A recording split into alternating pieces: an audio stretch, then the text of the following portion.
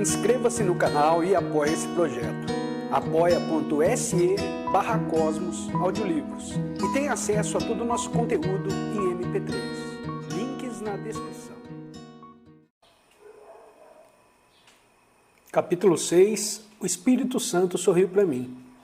O ano era 2012, e em meio a tantos afazeres e perturbações cotidianos, o que mais afligiu meu coração naquela ocasião era o fato de o meu filho Petrus estar vivendo momentos de extrema rebeldia e solidão em sua vida.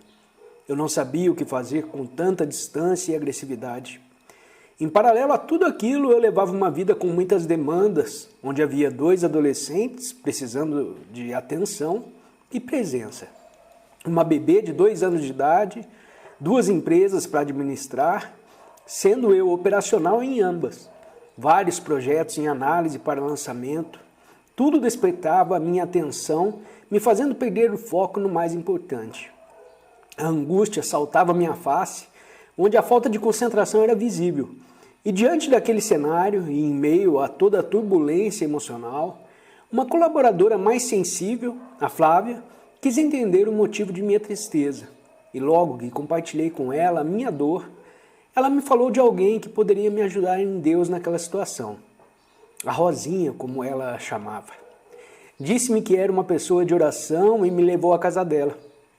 A data era 8 de maio de 2012, onde o vento soprava com suavidade por volta do meio-dia. Enquanto eu fazia o percurso até o local indicado, remoía dentro de mim sentimentos de impossibilidade, pois não encontrava um caminho claro que eu pudesse seguir para encontrar as respostas às minhas questões daquele momento. Entramos em uma estreita rua de terra, onde no final havia árvores muito altas, fazendo sombra e imprimindo uma suave brisa ao lugar, onde os pássaros cantavam e havia cachorros e gatos na rua, trazendo um aspecto familiar ao lugar. Deparei-me com uma mulher grávida e de aparência nada convencional, que me recebeu dizendo que não estava se sentindo bem para receber ninguém, mas que abriria uma palavra na Bíblia, caso Deus quisesse falar. Deus falou comigo poderosamente naquele dia, e assim ela entrou na minha vida e nunca mais saiu. Para mim, tudo era novo. Não imaginei que Deus falasse daquele jeito. Desde cedo conheci um Deus severo, que castigava por tudo, muito distante e impossível de ser acessado. Embora tenha sido sempre uma mulher temente a Ele e politicamente correta, não conhecia tal modalidade de comunicação com Deus. Todavia, o que acontecera a partir daquele momento mudou completamente a minha trajetória e consciência da presença dele na minha vida. Tempos antes, ele havia se revelado para ela dizendo que entregaria uma mulher com 3 filhos para ela cuidar espiritualmente. Quando Rosa abriu a palavra no livro de Tessalonicenses, capítulo 4, o Espírito Santo descortinou a minha vida de forma impressionante para mim e totalmente natural para ela, que também esperava respostas de Deus. E naquele dia eu fui resposta na vida dela e ela na minha vida. Ela estava grávida de 8 meses. Falou-me de algumas experiências com o Espírito de Deus na sua vida e a cada palavra tudo parecia surreal. Porém era incontestável que era Deus, pois eu nunca a havia visto antes e jamais ela poderia saber algo a meu respeito de forma tão detalhada se não fosse pelo Espírito de Deus. E mediante o que o Senhor falou na palavra, onde me propôs uma obra de conserto, e perguntou se eu aceitava. Quando prontamente aceitei, então marcamos o primeiro jejum, do qual eu desconhecia o poder e valor. No dia seguinte fui entregar com ela o jejum. Quando ela perguntou pelo meu filho, pois até então eu não o havia mencionado, porque quando eu estive com ela, pediu-me que não lhe contasse nada para que o Espírito Santo tivesse liberdade. E eram tantas as demandas extremamente urgentes que não tinha noção do quanto ele era urgentíssimo. O Espírito revelou que ele estava com a vida parada. Não havia continuidade sem a intervenção de Deus. Logo eu fiquei muito apavorada porque ele vivia trancado dentro de um quarto. Só vestia preto e se dizia ateu. Não recebia mais os amigos em casa e estava muito desestimulado com a escola. Tirava notas baixas. Imaginei que era preguiça como uma idade de 15 anos. Nem de longe considerei a possibilidade de uma depressão ou coisa parecida, porque de fato eu vivia em um estado de sonolência, como bem definiu o Espírito de Deus, onde as percepções sobre as coisas espirituais e físicas eram totalmente desfocadas. Nem imaginava que existiam profetas de Deus nessa terra. A Rosa tinha outros 2 filhos adolescentes, o Mateus e o Samuel. E o Senhor claramente gerou uma ligação espiritual entre nós. Então pude acompanhá-la durante o restante da gravidez dela. Enquanto orávamos e jejuávamos, o Senhor a cada dia revelava-se mais e mais. A Rosa me disse que Deus daria a ela o coração de Petros. E ainda sem compreender a profundidade dessa informação, acreditei ser impossível tal coisa, tendo em vista que ele era completamente arredio a pessoas estranhas, ou que não fizessem parte do seu ciclo de conhecidos. Por vezes passávamos semanas sem ao menos nos falarmos, mesmo morando na mesma casa. Ele tinha completa aversão a mim ou a qualquer coisa que viesse de mim, e por isso se isolava, não dando nenhuma oportunidade de comunicação, e eu ficava muito angustiada sem saber como agir. Era como se a utilidade que ele via era somente o fato de eu levá-lo à escola em silêncio. Começamos a entregar os jejuns por meio de campanhas orientadas pelo Senhor na minha casa. Louvávamos muito e o Espírito aos poucos foi tomando conta do meu cotidiano. Todavia o Petros continuava imerso no mundo dele e eu em uma teia de confusão, sem saber o que fazer com tantas demandas e vivendo um relacionamento, então incompleto, gerando desorientação em todas as áreas da minha vida. A ordem do Espírito de que eu deveria me posicionar e traçar um novo caminho foi muito difícil, porque estava habituada com aquele ciclo vicioso de indefinições. Como uma colcha de retalhos, foi outra definição do Espírito naquele momento para mim, pois eu estava em muitos lugares e em lugar nenhum. E por onde passava, deixava um pedaço de mim e trazia de lá pedaços de confusão que interferiam em todos os setores da minha vida. Fui orientado, em primeiro lugar, a renunciar ao relacionamento com o pai da Isabelle, que morava conosco.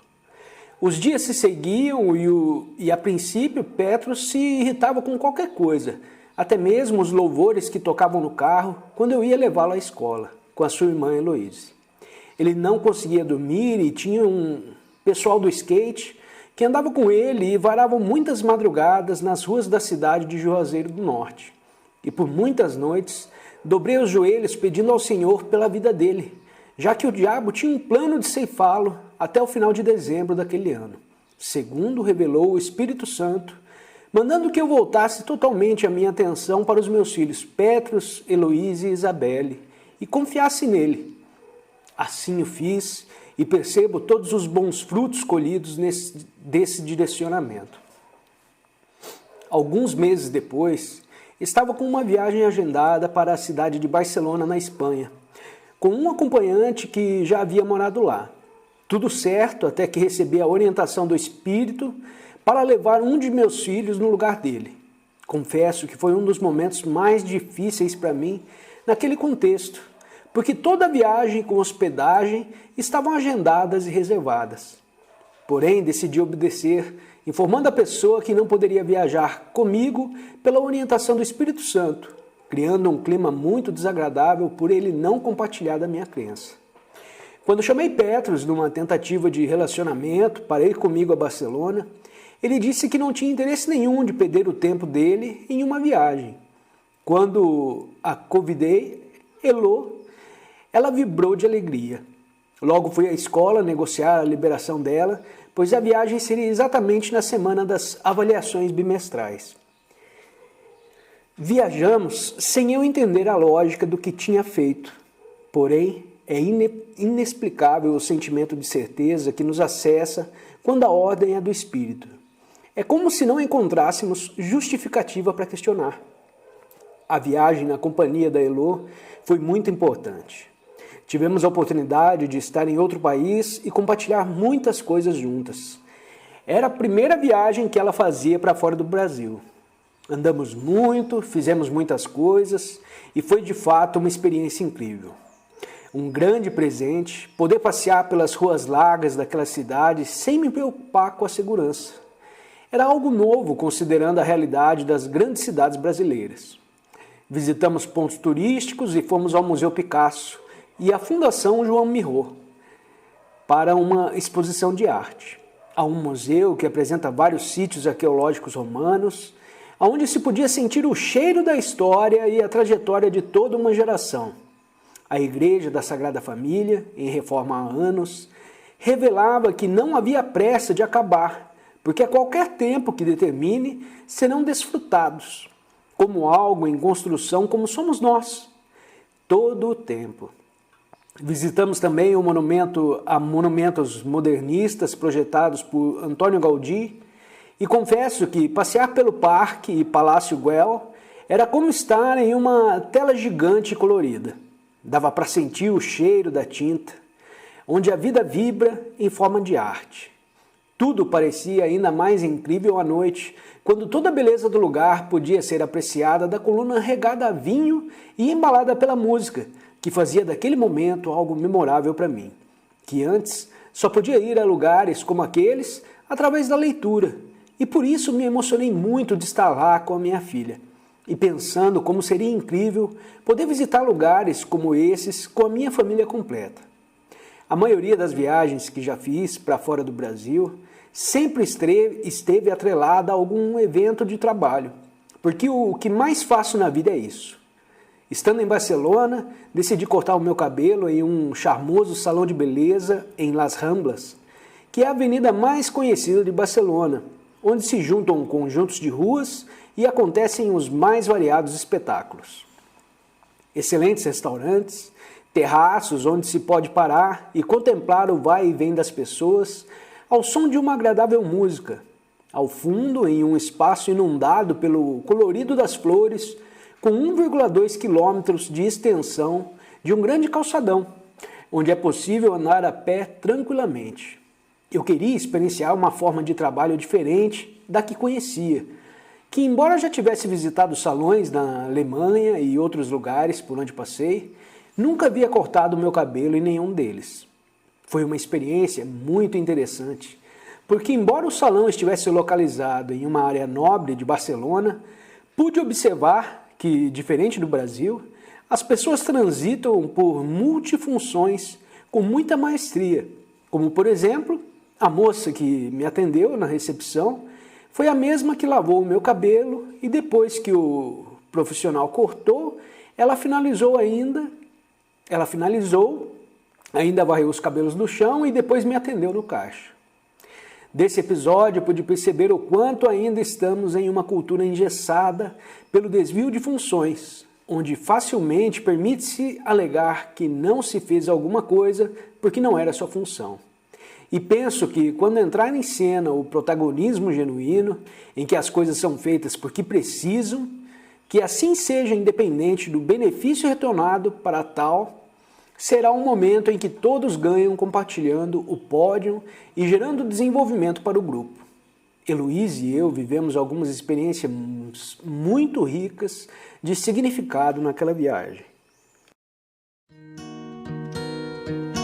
Inscreva-se no canal, dê o seu joinha, compartilhe e apoie esse projeto. apoia.se/Cosmos Audiolivro.